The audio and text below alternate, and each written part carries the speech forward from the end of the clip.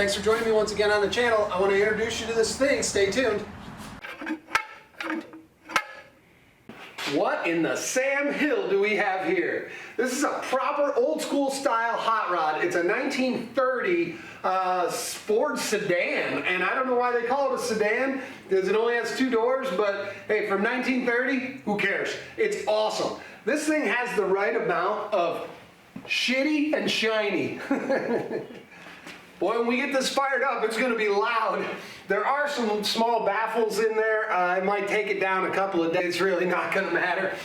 This is going to be the first one I've ever done glass in. I'm gonna probably try and cut those myself. I'm not 100% sure, but it needs fuel, brakes, cooling, linkage. It needs everything. It needs to be finished. The hard stuff is done. There's a Chrysler 8 3/4 rear end in it. This is a 468 big block with tunnel ram. It's got a fuel cell in the back. It's got some really weird jazz racing seats that we're going to take those out. This is just sitting there. I personally don't like the eyeballs. I mean, it's kind of cool, I guess, if you're like 10, but I prefer the polished ones, but we'll see. There's a whole bunch of little detail work that needs to be done, and that's what I'm going to get going on.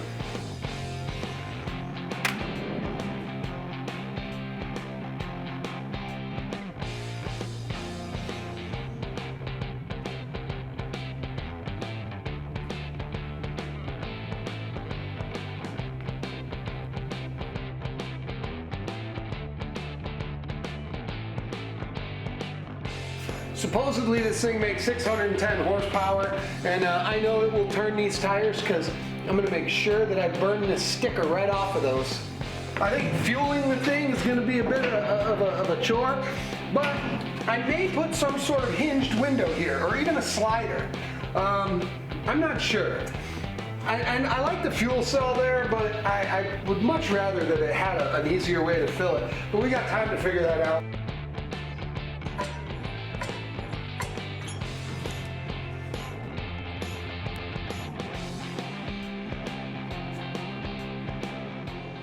On a lot of these flipped axle hot rods, this shock mount will be in here, and they'll run it all the way up to like right here. So you'll have this really long shock sticking up there, and that's okay.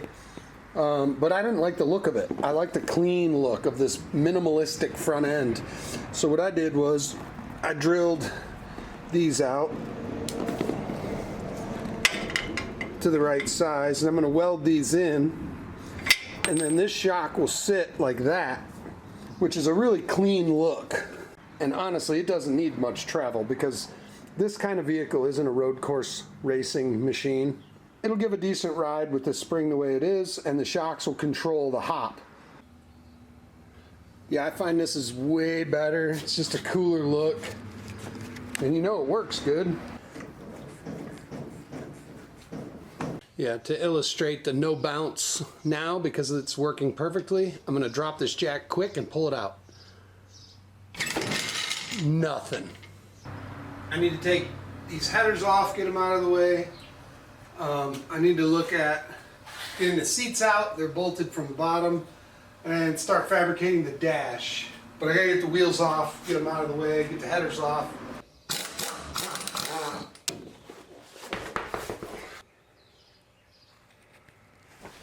Should be no problem. Take the wheel spacer off.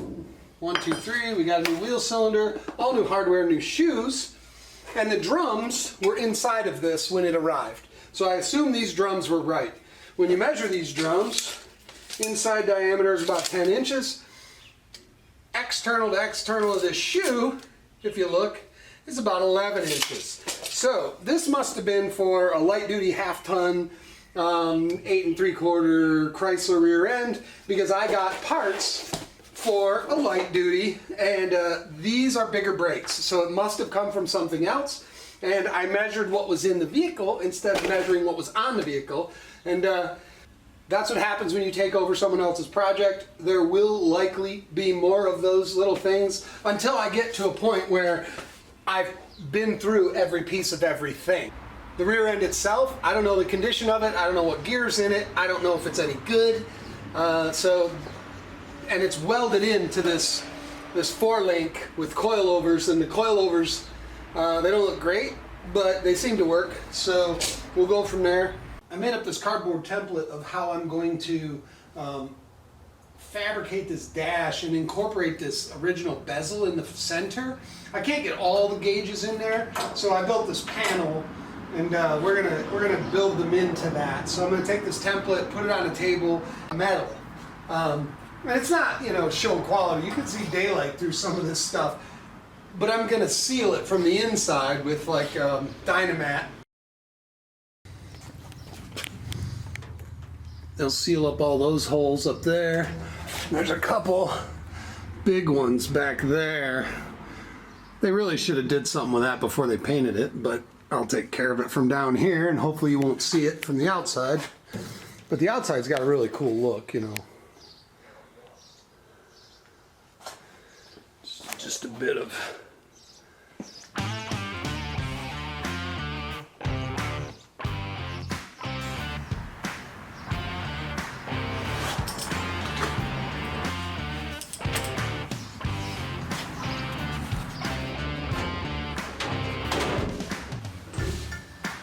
So this is my initial cut, and I may end up going bigger because I have to see how the depth is and how I'm going to trim it, because I'm going to weld a cover, you know, this gap is going to be filled right to the face of this. I just have to see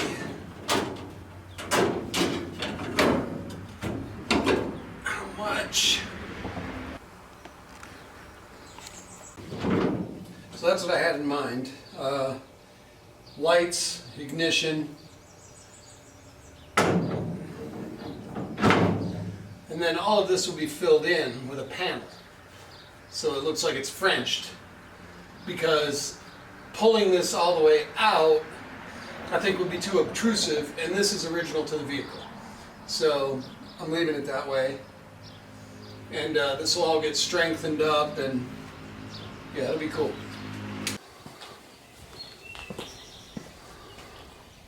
If the starter hits this flywheel and it bolts on, I may pour some oil in it and give it ignition to see if it will run on starting fluid. If I can get to that point today, I would be thrilled. Anything else that gets done is a bonus.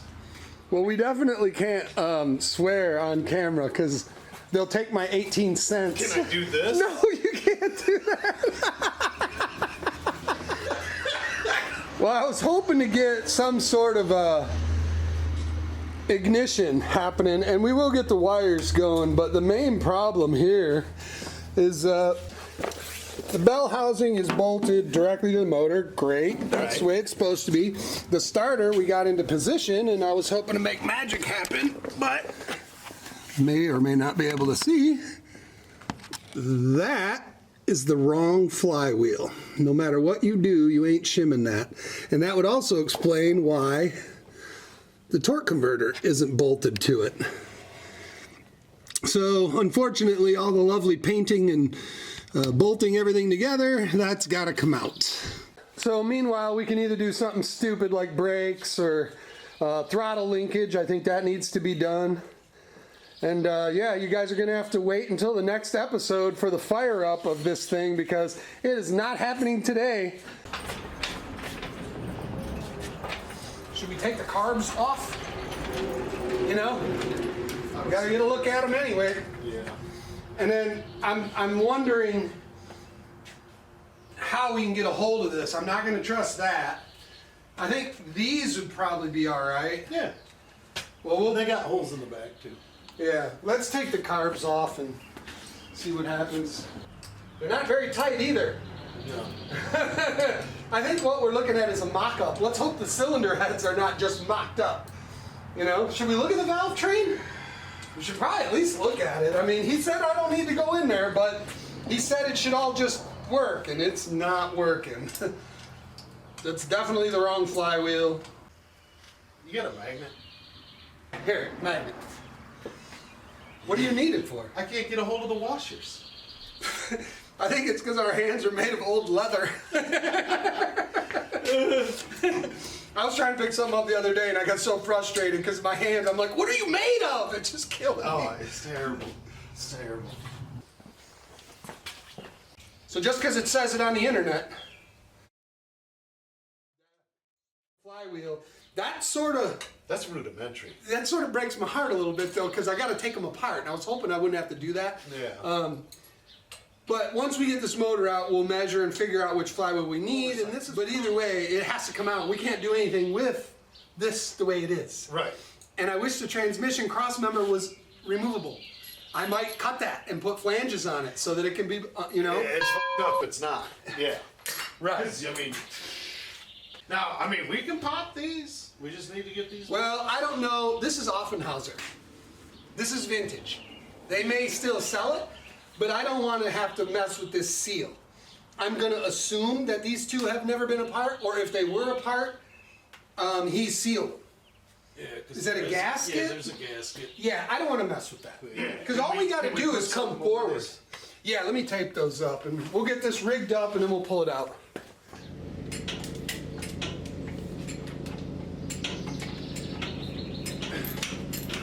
Well, I was gung-ho. We were putting spark plugs in this morning and everything. Yeah. You brought a timing light? We were ready to go. You know, but there's some stuff. Now look, you can do that with anybody's job. You know what I mean? Yeah. You got 3 plumbers on the job. All 3 of them are going to pipe it a different way, and everyone's going to be able to second guess everyone else's work. Right. Why'd you do that? You shouldn't have done it like that. Well, You weren't here. woohoo! A great many things have occurred. Oh, what happened? It tilted down. Get some more weight on the hoist. Yeah, it's separated.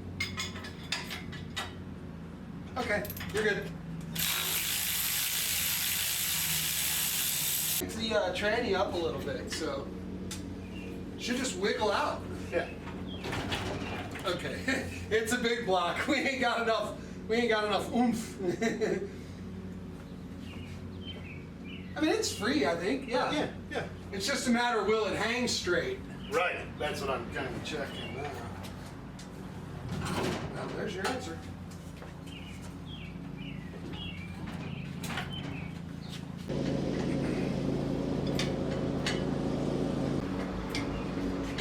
If you're halfway clear, Yeah, we're good. take it on out. Let's set it on a block or something so it's not hanging on the weight.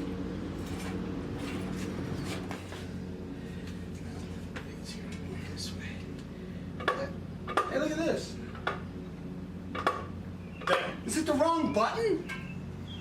It's the wrong. It doesn't fit inside of there, I bet. Right. That's what I Because wanted that to should have do. did that. Right.